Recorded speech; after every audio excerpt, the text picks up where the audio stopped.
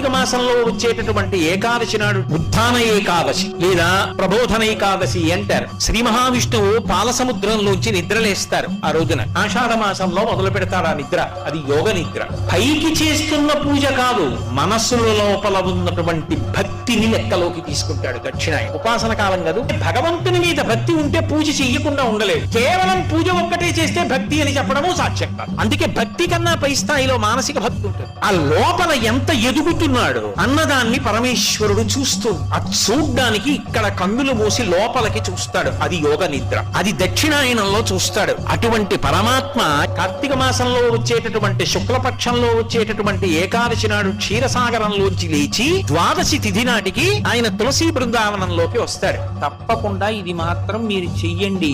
చెయ్యడం చేత మీరు ప్రత్యేకంగా కోరకపోయినా మీ మనసులో ఏది ఉంటుందో అది తీరుతుంది అని చెప్తాయి శాస్త్రాలు.